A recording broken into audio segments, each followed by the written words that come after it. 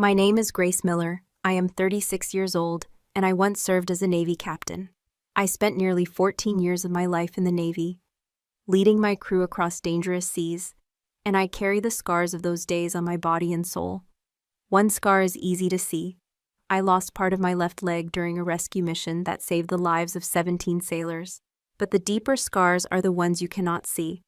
They come from betrayal, especially when it comes from someone you once called family. I never thought my own sister would look at me the way enemies used to, with contempt so sharp it could cut through the air. That moment arrived on the day of her wedding, a day that should have been filled with love and joy. I stood at the entrance of the lavish ballroom, my black prosthetic leg barely visible under a tailored navy blue dress. The chandeliers above glimmered like stars, casting soft golden light on white roses and crystal glasses. I had barely taken a few steps inside when Allison turned to me, her smile vanishing like a shadow at noon. "Disabled sailor, no place for you here," she sneered, her voice loud enough for the entire hall to hear. The words sliced through the chatter, and silence fell over the guests. Her fiancé, standing beside her, shifted uncomfortably but said nothing. For a moment it felt as if the world had stopped spinning. All I could hear was my own heartbeat thudding in my chest. People turned their heads, some stared at my leg, others at my face, as if trying to decide whether to pity me or judge me. I could feel the weight of their whispers pressing against my back. A woman in a glittering silver gown leaned over to the man next to her and muttered something that made him smirk. I saw a teenager pointing at my leg, while another guest shook her head disapprovingly, as if my presence was some kind of embarrassment. Allison's eyes were cold and hard. "This is my day, Grace. You'll only remind people of the tragic mess you've become," she added, her voice dripping with venom. I did not respond. Words have little power compared to silence when silence is chosen deliberately. I simply stood there, my spine straight, my chin raised, and my hands clasped calmly in front of me. I looked at my sister, really looked at her, and wondered how she could forget all the years I had fought for her, for us, for our country. She once admired me when I wore the uniform, but now, with my uniform gone and my body altered, I was nothing but a disabled sailor in her eyes. My silence seemed to provoke her further. "Do you think you can just show up here and pretend everything is normal? This wedding is not your stage, Grace," she continued, her lips curling into a mocking smile. A few guests laughed nervously, unsure if they should side with the bride or remain quiet. Inside, I felt an ache, not because of her words, but because of how easily family can turn into strangers when pride and ego get in the way. I had faced storms at sea, bullets whizzing past my head, the cold fear of drowning in the dark ocean. None of those things compared to standing there, facing the disdain of my own blood. I stepped aside, letting other guests walk past me, and found a quiet spot near a table by the far wall. From there, I observed the people laughing, sipping champagne, and pretending they hadn't just witnessed a public humiliation. My sister went back to smiling for photographs, her cruelty masked behind red lipstick and polished jewels. I sat there, silent, letting the sting of her words settle like salt water on an open wound. And yet something inside me remained unbroken. I didn't need to shout to prove my worth. I didn't need to remind anyone of the medals I had earned, the lives I had saved, or the nights I had slept under foreign skies, ready to defend my country. My silence was not weakness. It was the calm of a soldier who has already seen war. 10 minutes later, everything changed. The low rumble of engines broke through the laughter and chatter of the wedding hall. Guests turned toward the tall windows, their expressions puzzled. Outside, 5 black SUVs rolled up in perfect formation, their engines humming like a warning. The vehicles stopped at the entrance with a synchronized precision that made people fall silent. The air shifted. You could feel tension ripple across the room like a sudden gust of wind before a storm. I stayed in my corner, watching through the glass as the first SUV door opened. A man stepped out, tall and commanding, his dark suit crisp and perfectly tailored. I recognized him immediately, Admiral Arthur Collins, one of the most respected figures in the Navy and the father of my sister's groom. I had met him only once years ago, but I never imagined he would remember me. Yet there he was, standing tall, with the sharpness of someone who had spent a lifetime in uniform. The doors of the other SUVs opened, and several officers emerged, their presence quiet but powerful. The murmurs among the guests grew louder. "Who are they here for?" someone whispered. Another voice answered, "I think they're here for her." And I felt a dozen pairs of eyes suddenly turn toward me. Admiral Collins walked into the ballroom without hesitation. His gaze swept across the room until it landed on me. He did not look at Allison, nor at the groom, nor at the guests who were whispering like frightened birds. He came straight to me, his polished shoes striking the floor with a steady rhythm. "Captain, your escort has arrived," he said sharply, his voice cutting through the air like a salute. A collective gasp spread through the hall. I saw Allison's face drain of color. Her fiancé looked as if someone had just pulled the ground from under his feet. The guests stared, their jaws slack, struggling to reconcile the image of me, the disabled sailor, with the title that had just left the Admiral's lips. Captain. I stood, my heart calm, but my mind racing. Admiral Collins stopped in front of me and gave a subtle nod, a sign of respect that spoke louder than any words could. I turned slightly, catching the bewildered faces of everyone in the room, and let my voice carry just enough weight for them to hear. "You don't know who I am," I said, my tone steady, "and that's why this story matters. This is where it all began." In that moment, the room fell silent again, not from contempt this time, but from a collective realization that something far deeper was about to unfold. And I knew I had just taken the first step in reclaiming my dignity, not with anger, but with truth. I have always known that Allison and I were raised under two different suns, even though we grew up in the same small house on the coast of Maine. She was the golden child, praised for her beauty, her charm, her perfect grades. I was the shadow that followed her around, the quiet girl with scraped knees and a restless mind, always trying to prove that I was more than just the other daughter. Our mother died when I was only 8, and the house lost the gentle warmth of her voice. My father, a stern man who believed in discipline more than affection, poured all his hopes into Allison.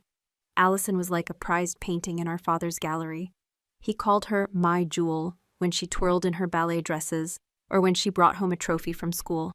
I was the one who fixed things: bicycles, radios, the engine of the old boat that sat behind our house. My hands were always dirty, and my clothes always smelled of sea salt. My father would look at me and shake his head, saying, "Grace, you should be more like your sister." I wanted to scream that I wasn't built to shine like her. I was built to endure. As children, Allison and I were close enough to share secrets under the covers at night. She would ask me about the stars, and I would tell her they were sailors watching over us. But as we grew older, that bond cracked. Allison began to see me as a rival. Whenever I excelled in sports or aced a science project, she would find a way to dismiss it. I remember one day, when I was 16, I fixed our neighbor's boat engine all by myself. My father said nothing. Allison, wearing a crown from the local beauty pageant, stood in the doorway and whispered, "You'll never be like me, Grace.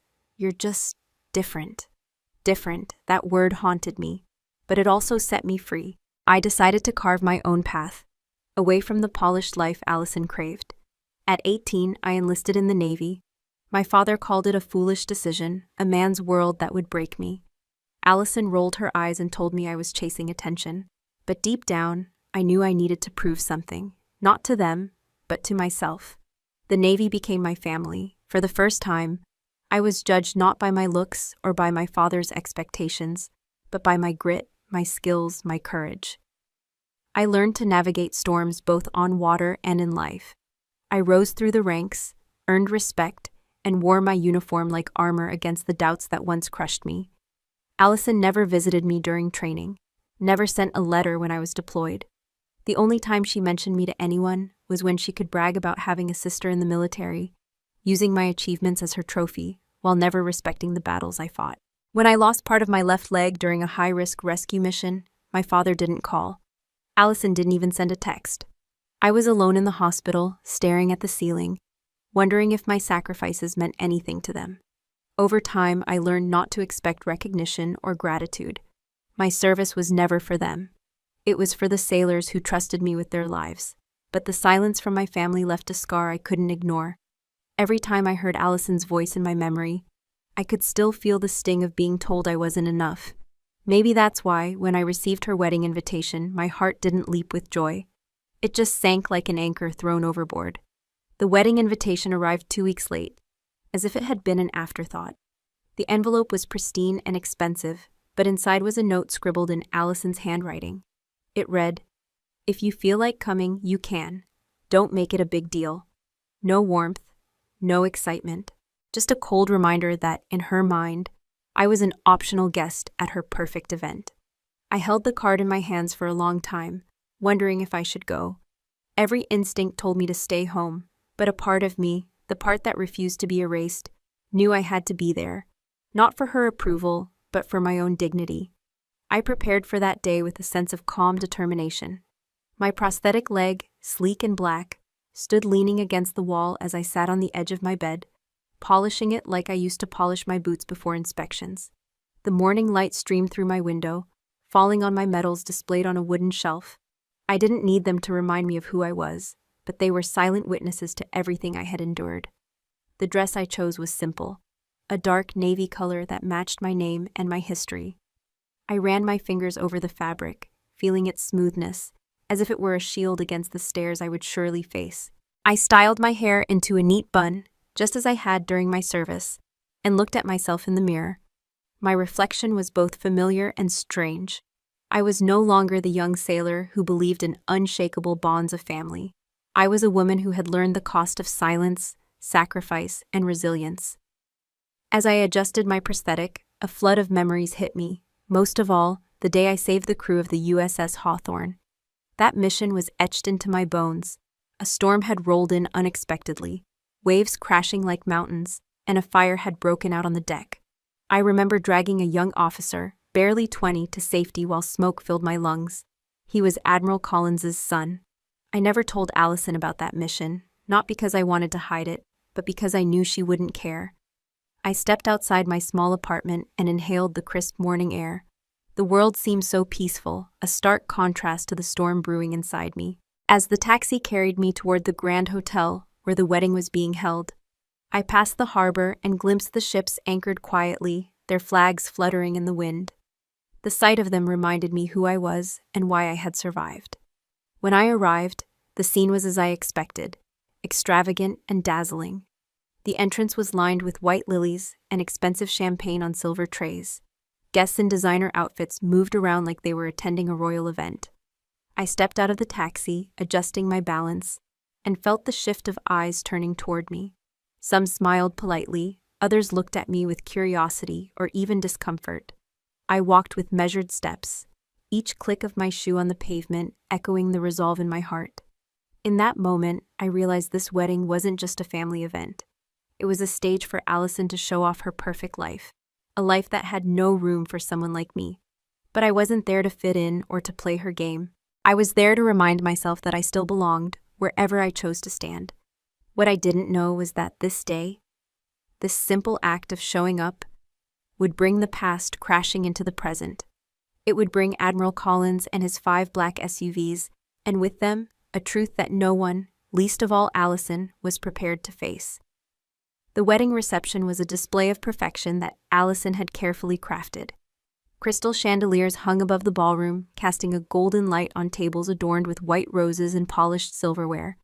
A live string quartet played soft melodies in the corner, and waiters glided between guests with trays of champagne. I had just taken a seat at a table near the back when Allison's voice cut through the music like a whip. "Well, if it isn't my little disabled sailor," she said loudly, flashing a smile that didn't reach her eyes. Her tone was dripping with mock sweetness, but her words struck like a knife. A hush fell over the nearby tables. Conversation stopped mid-sentence as heads turned toward us. I saw curiosity, surprise, and something else, pity, on the faces of the guests. My sister stood in her designer wedding gown, her hand wrapped around the arm of her groom, looking every bit like the queen of the evening. She tilted her head, her gaze sliding down to my prosthetic leg, as if it were a stain on her flawless night. "Did you limp all the way here, Grace?" she added, her voice loud enough for everyone to hear. "I hope you didn't trip on the carpet. I'd hate for you to ruin the photographs." A few guests laughed nervously, unsure whether it was a joke or a cruelty they were expected to applaud. I sat very still, my face calm, though I could feel heat rising in my chest. It wasn't the words that hurt me. It was the fact that they came from her, the sister who once used to beg me to read her bedtime stories. As if on cue, a man from the next table leaned in. He was in his 40s, dressed in a sharp tuxedo, with the smug smile of someone who believed money could buy class. "So, Captain, is it?" he asked. "What exactly does a disabled sailor do these days? Retired already or just benched?" His tone was casual, but his eyes carried mockery. Before I could answer, another woman chimed in. "Do you still, I don't know, sail? Or is that too dangerous now?" She chuckled lightly, sipping her champagne. The questions piled on like stones. Each word was another test of my patience. I could have reminded them that I had once commanded a crew in deadly waters, that I had faced storms and pirates and terrorists. I could have told them about the 17 sailors who went home alive because I made the impossible decision that cost me my leg. But I didn't. Allison smirked, clearly enjoying the show. She whispered something to her groom, who looked at me with discomfort but didn't intervene. That was the moment I realized this wasn't just a casual cruelty. It was deliberate. My presence at her wedding was a threat to the image she wanted to project. A perfect bride with a perfect life, unmarred by the shadow of a sister who had lived through war. I forced myself to smile, but my silence was louder than any words I could have spoken. The guests eventually turned back to their conversations, but the damage was done. I have learned that silence can be both a shield and a weapon. On the ocean, silence can save your life. It lets you hear the shift of waves, the creak of steel, the warning before a storm. But silence at home feels like a void, a reminder of the things no one wants to say. As I sat there, the music resumed, but I could still feel the weight of their stares. "I got used to silence at sea," I murmured to myself, but I never got used to the silence of my own family. A woman I vaguely recognized, one of Allison's bridesmaids, sauntered over. She was wearing a pale pink dress, her blonde hair styled to perfection, her heels clicking softly on the marble floor. She leaned against my table, pretending to smile. "That's quite a fancy leg you've got there," she said, her voice laced with mock admiration. "Is it heavy? Do you ever feel less feminine because of it?" I met her gaze steadily, refusing to let her see the anger rising inside me. "It's lighter than ignorance," I replied, my tone calm but firm. She blinked, caught off guard, and straightened herself before walking away with a huff. Allison, who had overheard, laughed softly and said, "Grace, you're too sensitive. People are just curious. You can't blame them for asking. After all, it's not every day they see."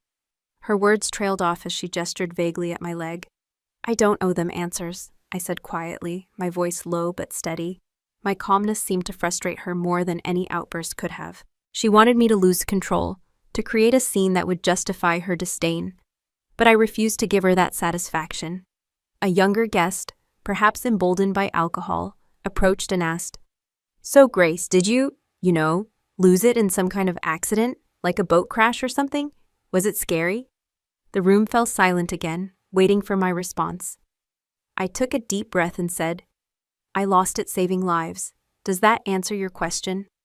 The bluntness of my words left him speechless, and he quickly retreated. I picked up my glass of water, my fingers steady despite the storm raging inside me. I wasn't angry at the questions themselves. I was angry at the way they were asked, with no empathy, no understanding. It was as if my pain was entertainment for them. Allison returned to her table of friends, laughing loudly, pretending nothing had happened. I felt my jaw tighten, but I kept my composure. I had faced worse than this: enemy fire, black smoke, nights of freezing rain. Still, nothing prepared me for the cruelty that comes disguised as family pride. Eventually, I couldn't breathe inside that ballroom anymore. The laughter, the whispers, the clinking of glasses. They all felt like daggers aimed at my chest. I excused myself quietly and stepped outside onto the balcony. The cool night air hit my face, and I inhaled deeply, trying to clear the heaviness in my heart. The city lights stretched out before me, twinkling like the stars I used to navigate by. I placed my hand on the railing, feeling its cold metal under my palm, and my mind drifted back to that night, the night I lost my leg. It was during a mission near the Philippine Sea. We had received a distress call from a ship that was under attack. The storm that night was brutal. Waves rising like walls, the wind howling like a beast. I was the commanding officer, and every decision was mine to make. I remember shouting orders, my voice barely carrying over the roar of the ocean. There was an explosion, a fireball that lit up the night, and I knew my crew was in danger. I didn't think, I just acted. I ran toward the flames, dragging 2 sailors out from the wreckage. I felt the heat searing through my uniform, the deck trembling under my boots. And then there was the blast. A piece of shrapnel tore through my leg, and I collapsed, my vision blurred by pain. I could have stayed down, but I didn't. I pulled myself up, one arm hooked around a young officer who was barely conscious, and I got him to safety. That officer was Admiral Collins's son. I never told anyone in my family about the details of that night, not because I wanted to hide it, but because I knew they wouldn't care. To them, I was just Grace, the odd one out, the soldier who traded dresses for combat boots. As I stood there on the balcony, I remembered the one letter Admiral Collins had sent me after the rescue. It was short, but it said everything. "You brought my son home. I owe you more than I can ever repay." A bitter laugh escaped my lips as I thought about Allison. She had used my name and my rank to impress her fiancé's family, bragging about her hero sister when it suited her, but she had never once acknowledged the cost of that heroism. I stared at my reflection in the window, strong shoulders, steady eyes, and a leg made of steel, and realized that this wasn't just about a wedding.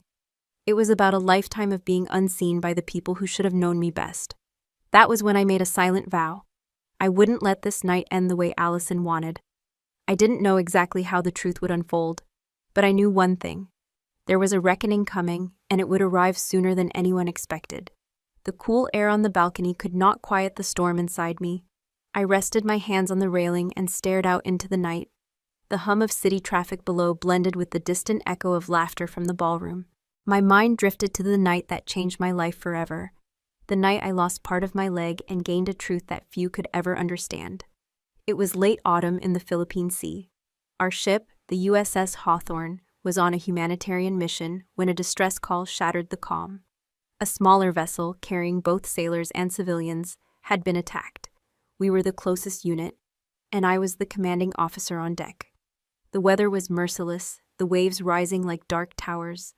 I can still feel the sting of the salt spray hitting my face as I barked out orders to my crew, my voice fighting against the roar of the ocean. When we reached the burning vessel, there was no time to hesitate. Fire ate through the deck, black smoke rolling over the waves.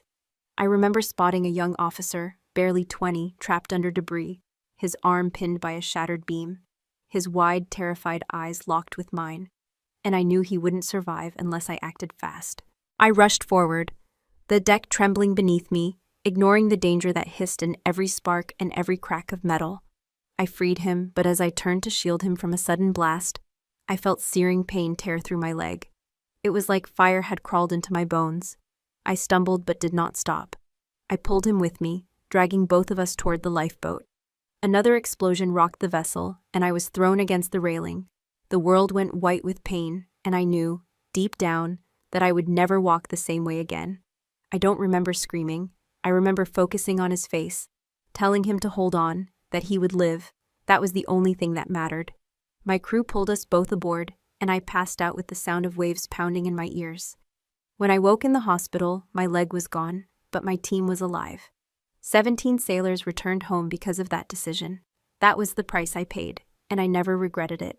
Standing there on the balcony, I whispered to myself, "They only see a damaged body. They don't see the lives standing behind me. My sister, the guests inside, none of them could understand that a piece of me had been left out there on the water, but it was given willingly. And yet here I was being judged not for my courage, but for the shape of my body." I straightened my back, gripping the railing. I refused to let their ignorance define me. That night on the Hawthorne had made me more than I was before. It gave me a story, a purpose, a strength that could not be taken away. Not by fire, not by waves, and certainly not by cruel words spoken at a wedding. When I stepped back into the ballroom, the air felt heavier. The string quartet played a cheerful tune, but beneath it, I could sense whispers moving like snakes between the tables. I spotted Allison standing near the bar, her groom beside her. They were speaking in hushed tones, their expressions tight and calculated. I stayed close enough to hear, though I kept my back turned so they wouldn't notice. "She's ruining everything," Allison hissed, her perfectly painted lips barely moving. "Did you see the way people looked at her when she walked in? They're talking about her leg instead of my dress." Her fiancé, Michael, looked uneasy. "Allison, she's your sister. Maybe we should just..." No, Allison cut him off, her tone sharp.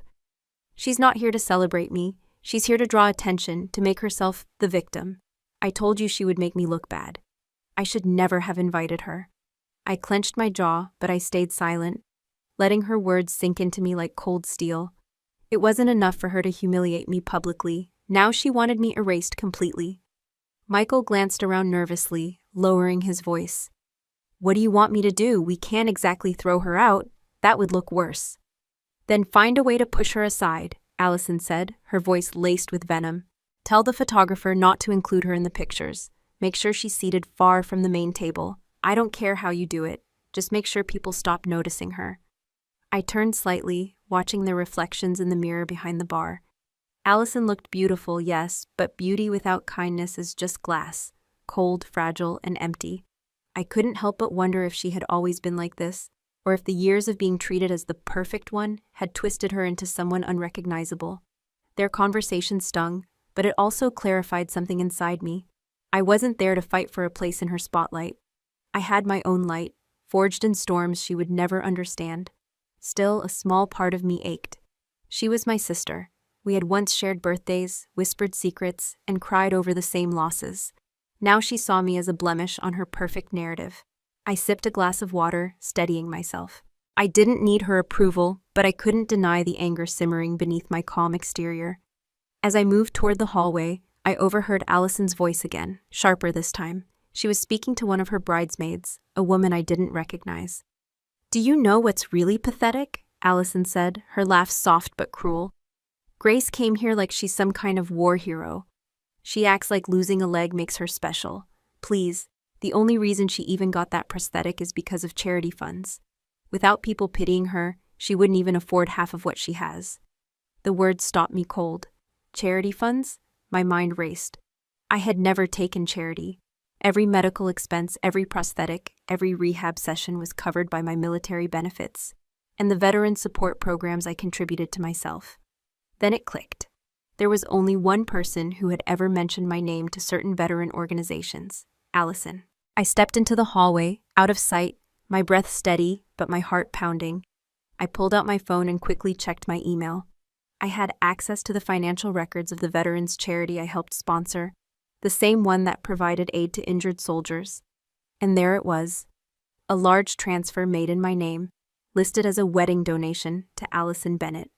My stomach tightened. She had taken funds meant to help soldiers rebuild their lives and used them to finance her lavish wedding. For a moment, I couldn't move. I felt as if the ground beneath me had cracked wide open. It wasn't just betrayal anymore. It was theft, wrapped in the guise of family pride. I could hear Allison still talking to her friend, her voice dripping with superiority. She should be grateful I even let her come. I mean, really, what does she bring here except awkward stares? My future in-laws were impressed when I mentioned her rank, but I didn't tell them what she really is. A reminder of failure. My fingers tightened around my phone. I wanted to storm in there, to confront her in front of everyone. But then I remembered something Admiral Collins had once told me in a letter. True strength is shown not when you shout, but when you choose the right moment to speak. I took a deep breath and stepped back from the doorframe. There would be a time to reveal the truth, and when it came, it would be undeniable. I wouldn't just defend myself. I would make sure she faced what she had done. In that moment, I realized this wedding wasn't just about Allison's cruelty. It was about uncovering the kind of person she had become, someone who would exploit the sacrifices of others for her own gain. And I was not going to let her get away with it. I straightened my shoulders and walked back toward the ballroom, my steps steady and deliberate.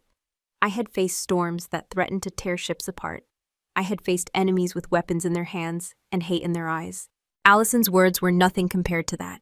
The difference was that this battle would not be fought with force or anger. It would be fought with truth, and I was ready for it. The wedding reception had begun to feel like a cage. I was standing near the back, pretending to look at the floral arrangements when I heard it.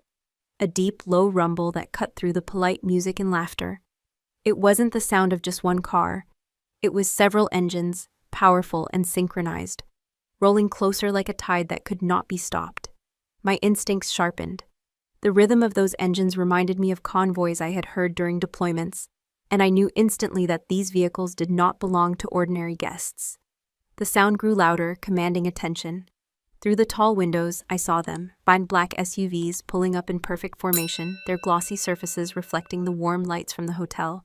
They stopped abruptly, engines humming like an unspoken warning. The chatter inside the ballroom faltered. Guests turned their heads, eyes widening, wondering who would arrive at a wedding with such a display of authority. Allison's laughter stuttered mid-sentence. "Who on earth drives up like that?" she muttered to a friend, her annoyance clear. "This is my wedding, not a political parade." I didn't answer. My pulse quickened, not with fear, but with a strange sense of recognition. Those vehicles carried the same aura of precision and discipline that I had lived by for years. Whoever had arrived was not here for Allison. I could feel it in my bones. They were here for me. The doors of the SUVs opened with a synchronized motion, and several figures stepped out. Even at a distance, I recognized the posture, the controlled movements, the quiet authority that no civilian could fake. These were Navy men, and they moved with purpose. A murmur rippled through the ballroom. "Who are they?" someone whispered. "They look official." A few guests rushed to the windows, craning their necks to get a better look. The band slowed to a confused halt, the music cutting off mid-note.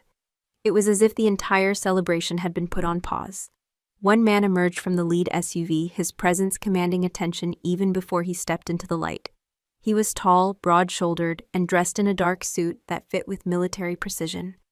His hair was streaked with silver, and his bearing was unmistakable. He carried himself like someone who had spent a lifetime leading men into battle. I recognized him immediately, Admiral Arthur Collins. My breath caught, though I stood perfectly still. I hadn't seen him since the day I received his handwritten letter thanking me for bringing his son back alive. What was he doing here? The guests had gone completely silent now, the tension in the air thick enough to cut. Allison turned toward me, suspicion flickering in her eyes. "Do you know them?" she demanded in a hushed voice. I didn't respond. My gaze was locked on the Admiral as he closed the SUV door behind him and adjusted his jacket with deliberate care. The sight of him brought back memories, nights on the deck of the Hawthorne, the sound of waves crashing against steel, the gravity of knowing that every choice I made could cost lives. Admiral Collins had been more than a superior officer. He had been a mentor, a figure whose respect meant everything to me. As he began to walk toward the hotel entrance, the air inside grew heavier. People shifted uncomfortably, whispering questions they couldn't answer. Why was an admiral arriving at a wedding in such a dramatic fashion? Why now? I could feel every eye on me, as if they all knew somehow that I was the reason for this unexpected arrival. The doormen straightened their posture as Admiral Collins approached, instinctively recognizing authority when they saw it. I drew a slow breath, preparing myself for whatever was about to unfold. The ballroom doors swung open, and Admiral Collins entered with the calm precision of a man who had spent decades commanding respect. The sound of his footsteps against the polished marble floor echoed through the silence, each step deliberate, each movement speaking volumes without a single word. The guests turned to face him, their expressions a mix of awe and confusion. He didn't glance at the decorations, the flowers, or the lavish tables. His gaze was fixed, sharp, purposeful, as if he had come with a mission that could not be delayed. The room seemed to shrink under his presence. Allison, standing near the center of the ballroom, froze. Her groom shifted uneasily beside her. "Why is he here?" she whispered, her voice trembling for the first time that evening. I stayed silent, my eyes locked on him, waiting. Admiral Collins stopped just a few steps away from me. For a heartbeat, the world fell completely silent. Then, in a voice that carried both authority and reverence, he said, "Captain Miller." The title hit the room like a thunderclap. Conversations that had been reduced to whispers stopped altogether. Some guests gasped. Others stared between me and the Admiral, trying to process what they had just heard. "Captain?" Their heads turned toward me, their expressions changing from mockery to something closer to shock and curiosity. Admiral Collins stood tall, his eyes meeting mine, and then, in a gesture that made my breath catch, he inclined his head slightly. Not a bow of formality, but a subtle acknowledgement of respect. I returned his gaze, my spine straightening instinctively, the weight of my past service rising in my chest like a tide. "Your escort has arrived," he said, his tone even but commanding. The word sent a wave of silence across the ballroom. Allison's face went pale. She looked from me to the Admiral as if the ground had shifted beneath her feet. Her groom's jaw dropped slightly, and I saw him step back, uncertain of what to say. The guests began to murmur, but no one dared to speak too loudly. I caught snippets of their voices. "Captain? She's really a captain? Did you know she served under him? What is happening?" I didn't move, not yet. I wanted them to feel the weight of this moment, to see the contrast between the sister they dismissed and the captain standing before an admiral. I could feel Allison's eyes on me, a mix of confusion, fear, and something else, shame. Admiral Collins took one more step toward me. "Captain Miller, we have been looking forward to this moment," he said. His voice was calm, but I could hear the undertone of gratitude there. "It is an honor to stand here with you today." The air seemed to crackle with tension. Every guest was now watching us. The atmosphere transformed from shallow celebration to something far heavier and more meaningful. I looked around the room, my eyes passing over faces that only minutes ago had mocked me. I let the silence linger before I spoke. "You don't know who I am," I said softly, my voice carrying despite its quietness. "But this is the moment you will learn why I stand here tonight." The Admiral's presence had shifted everything. This was no longer Allison's stage. This was a reckoning. I could see the color draining from her cheeks, her carefully constructed world crumbling piece by piece. For the first time that evening, she was silent. Admiral Collins turned slowly to face the room, his presence commanding absolute silence. His eyes scanned the ballroom, pausing briefly on Allison and Michael before settling on me. "You all should know who stands before you," he began, his voice carrying the weight of authority that only decades of service can forge. "This woman, Captain Grace Miller, is not just a guest tonight. She is one of the bravest officers I have ever known." Murmurs swept through the guests, their earlier mockery replaced by curiosity and unease. I could feel their eyes on me, but I stood still, my expression calm. The Admiral continued. 5 years ago, my son's unit was trapped during a mission near the Philippine Sea. A rescue seemed impossible. We were losing hope. But Captain Miller, against every odd and every fear, led her crew through one of the most dangerous operations I've seen in my career. She didn't just save my son's life. She saved 17 sailors that night. I could see Michael's eyes widen as he looked at me, then back at Allison, who looked frozen, her smile erased. Admiral Collins took a step forward, his tone growing solemn. "She paid for that mission with part of her own body. A piece of shrapnel tore through her leg during an explosion, and yet she kept moving. While others might have stayed down, she dragged a fellow officer to safety, with blood running down her uniform. She didn't stop until every single sailor was safe." The guests were silent now, their champagne glasses held midair as if time had stopped. Some of them shifted uncomfortably, realizing how wrong they had been about me. I caught sight of one of Allison's friends, the same woman who mocked my leg earlier, looking down at the floor, her face pale. Admiral Collins raised his voice slightly. "Tonight, I walked into this ballroom to pay respect to her. Not because she asked for it, not because she needs validation, but because I owe her a debt I can never repay.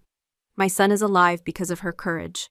I felt a lump forming in my throat, but I swallowed it down. I wouldn't cry. Not here, not in front of Allison. The Admiral's eyes swept the room again. "So I ask all of you, what do you see when you look at Captain Miller? Do you see weakness, or do you see the strength of someone who has given everything for others?" His voice echoed in the hall, and for a moment no one dared to answer. I looked over at Allison. Her face was stiff, her hands gripping the stem of her champagne glass so tightly I thought it might snap.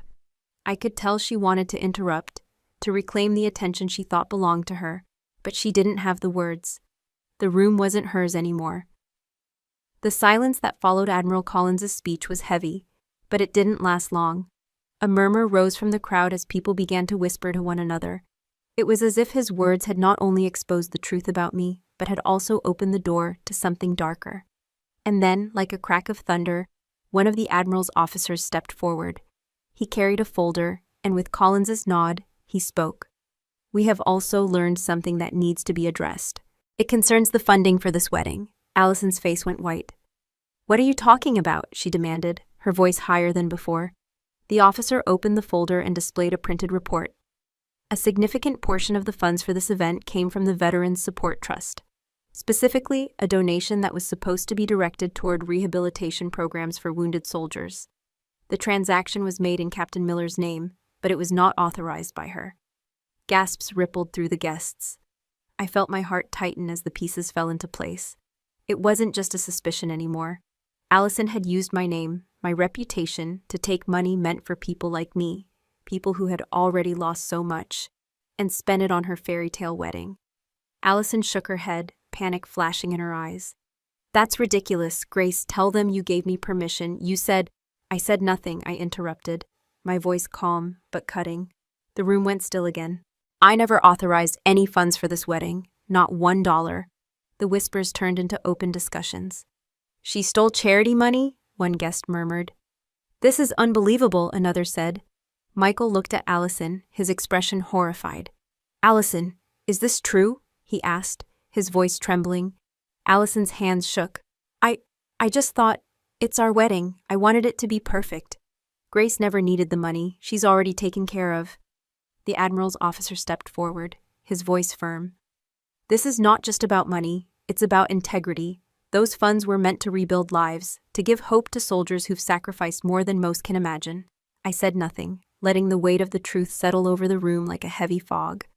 People began to turn on Allison, their polite smiles gone. How could you do something like that? Someone asked. To your own sister? Allison's face crumpled, and for a moment, I almost felt sorry for her.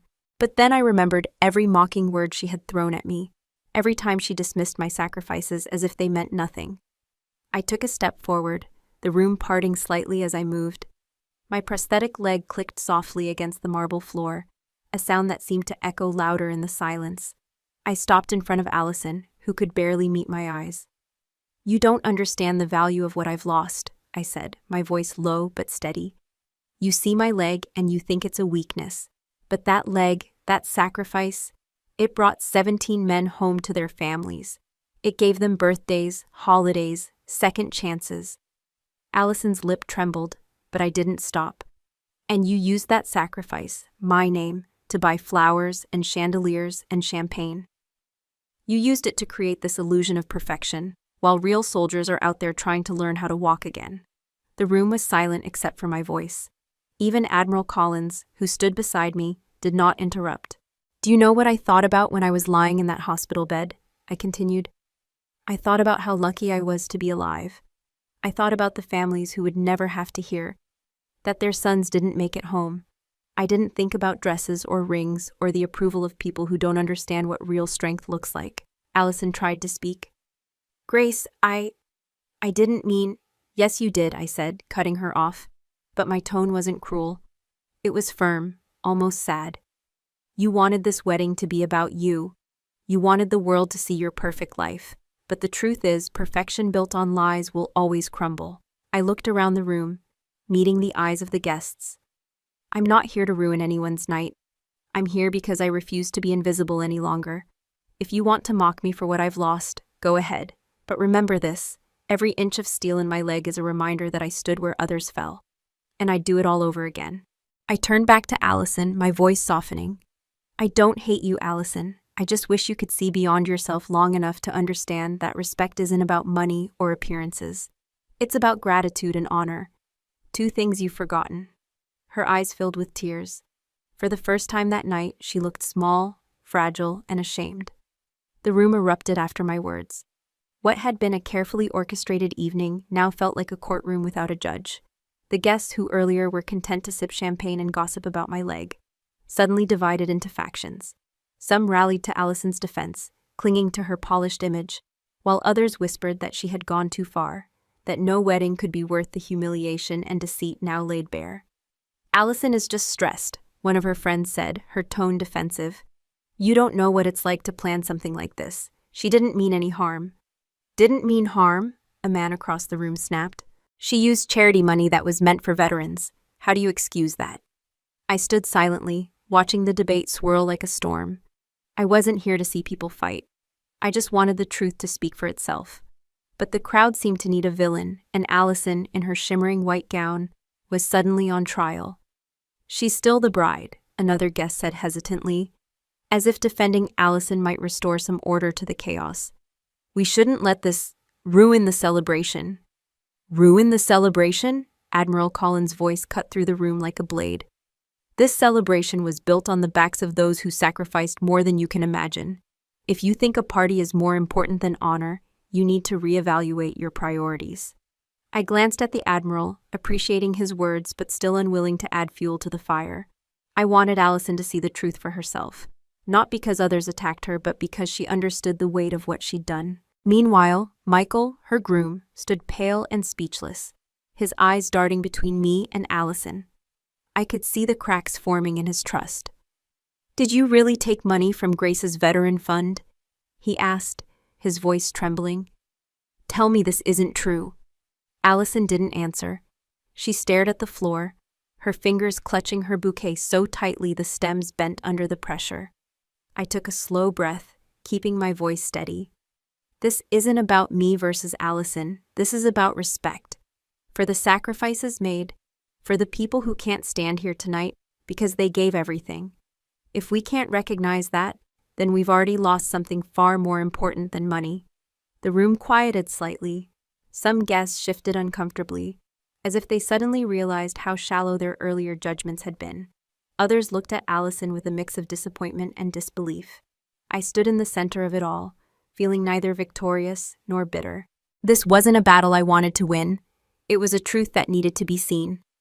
"All of you are twisting this." Allison's voice cracked, sharp and desperate. Her face was flushed, her mascara smudged from tears she didn't bother to wipe. "I didn't steal anything. I wanted this day to be perfect. Is that such a crime? I wanted my family to look proud of me for once." Michael stepped forward, his jaw tight. "Perfect? At what cost, Allison? You humiliated your sister, and now we find out you've been using her name for money meant to help wounded soldiers. How do you even justify that?" Allison's gaze swung to me, her eyes red and watery. "You've always had the spotlight, Grace. Even with your leg gone, you're still the hero. Dad bragged about you, Mom cried over your medals. Do you know what it's like to be the one who's never enough? I just wanted to feel like I mattered too." Her words hit me harder than I expected. For a moment, I didn't see the bride in a white gown or the woman who mocked me. I saw the little girl I grew up with, the one who used to hide under the blankets and whisper her fears in the dark. "Allison," I said softly, but she cut me off. "I was wrong, okay?" she shouted, her voice breaking. "I was wrong to mock you, wrong to take that money. I thought if I had the perfect wedding, if everyone saw me as the bride of the year, then maybe I wouldn't feel so small compared to you. But I see now, it doesn't work. None of this matters if I can't even face myself." She dropped the bouquet, the flowers scattering across the floor. She sank onto a chair, sobbing openly now. The room was quiet except for her cries, and I felt a heaviness settle in my chest. I looked around at the guests, their faces etched with discomfort and sympathy. I could almost hear their thoughts, some blaming her, some pitying her. But I knew this moment wasn't about judgment, it was about realization. "Allison," I said again, stepping closer, "this isn't about who shines brighter, it never was. I went into the Navy because I needed to find my own path, not because I wanted to compete with you. My battles were never meant to overshadow you." She lifted her face, her eyes swollen, and I saw something in them that had been missing all night, understanding. I knelt slightly to meet her at eye level, my prosthetic leg clicking softly against the floor. "I didn't fight those battles to win against anyone, Allison," I said, my voice steady but warm. "I fought so that we could all have the freedom to live, to make mistakes, to learn. I fought for every family to have a chance at love, safety, and hope, even when they didn't see it." Tears welled in her eyes again, but this time, they weren't tears of frustration. They were tears of realization. "Grace, I'm sorry," she whispered, her voice trembling. "I should have never treated you the way I did. I didn't see what you went through. I didn't understand." I reached out and took her hand. It was cold, trembling like a leaf in the wind. "You don't have to understand everything," I said softly. "But you do have to respect it. I gave a piece of myself so that others could live. That's not something to pity. It's something to honor." A murmur of agreement rippled through the guests. Even those who had defended Allison earlier were now quiet, their eyes lowered. Michael stepped closer, his hand resting gently on Allison's shoulder. "She's right," he said gently. "This isn't about perfection, it's about love and respect and family." Allison looked between the two of us, her shoulders shaking. I wanted people to notice me," she admitted. "But now I see that I was looking for it in all the wrong ways. Grace, can you forgive me?" I squeezed her hand. "I already have," I said, my voice calm. "I didn't come here to fight. I came here to show up, to remind myself that I belong. Not because I'm better than anyone, but because I have nothing to hide." I stood slowly, addressing the room. "I have fought battles you will never see. I've carried men who were too weak to walk. I've stood in storms that could swallow a ship whole. But the hardest battle is the one where you have to forgive, even when every part of you wants to hold on to anger." I paused, my voice firm but gentle. "I didn't fight to win against anyone here. I fought so that we can all learn to respect each other, even when we don't understand each other's paths." The room fell silent. Allison wiped her tears, her face flushed but calmer now. "Thank you," she whispered, barely audible. I gave her a small nod, my heart lighter. The tension in the room slowly melted, replaced by something fragile but real. A quiet understanding that this night, while broken, still had a chance to heal. Admiral Collins stepped toward me, his presence as steady as the tide. "Captain Miller," he said with quiet authority, "your escort is waiting. If you will allow it, I'd like to take you home as the hero you are." His voice carried the kind of respect I had rarely heard from anyone outside my crew. The ballroom fell silent again, the weight of his words pressing down on every guest. I glanced at Allison. For the first time all night, her eyes softened. The stubborn pride replaced by something fragile, regret. She looked smaller now, her once perfect posture hunched as if she had been carrying a weight she could no longer deny. Slowly she walked toward me. "Grace," she whispered, her voice trembling. I'm sorry for everything, for all the times I made you feel less, when the truth is, you're the strongest person I've ever known." Her words cracked as she reached out, her hand shaking. "Can you forgive me?" I held her gaze, searching for sincerity. I saw it there, raw, unpolished, but real. I reached forward and embraced her. The hug was not long or dramatic, but it was enough. "Allison," I said softly, "we can't change the past, but we can choose what we take with us from here." She pulled back, tears streaking her face. "I don't deserve your forgiveness," she whispered. "Maybe not," I said, my voice steady, "but forgiveness isn't about who deserves it. It's about freeing yourself from the anger that holds you down." Michael stepped closer, placing a hand on my shoulder. "Thank you," he said quietly. "I didn't know everything, but I see you now, for who you are. I'll make sure Allison does too." Admiral Collins extended his hand toward me, a faint smile on his face. "Shall we?" The guests stepped aside as we walked toward the doors. The 5 SUVs waited outside, their engines purring softly. I felt the cool evening air brush against my skin as we stepped out. The hotel lights reflected off the polished vehicles, casting long shadows on the pavement.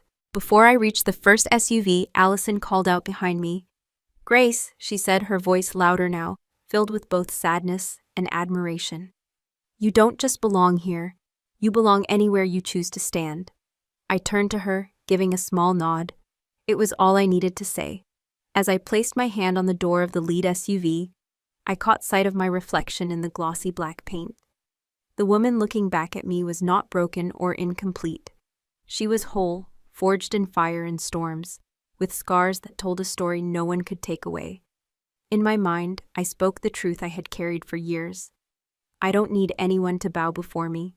All I've ever wanted is justice and respect, 2 things no one can give you unless you claim them yourself. Admiral Collins opened the door and waited as I stepped inside. The leather seat felt cool against my skin, and for a moment, I closed my eyes, letting the weight of the night settle. I wasn't leaving in anger or triumph. I was leaving with peace, knowing I had faced my family, my past, and myself, and found clarity. Through the tinted glass, I saw Allison standing with Michael, her hands clasped, her shoulders lowered as if she had finally released something heavy. It wasn't a perfect ending, but it was a start. The convoy began to move, the city lights sliding by like distant stars. I reached for the small navy pin I carried in my pocket, my fingers tracing its edges. It wasn't just a piece of metal. It was a reminder of every decision, every sacrifice, every life I had vowed to protect. As the sun began to set, its last light brushed across my face, warm and golden. I looked out the window, letting a faint smile form. Sometimes, I thought, the miracle doesn't knock on your door. It waits quietly until you're ready to open your heart. Before we say goodbye, we'd love to know, where are you watching from? Is it a quiet morning with a warm cup of coffee? Or a late night where stories like this keep you company? Let us know in the comments. We read everyone with gratitude.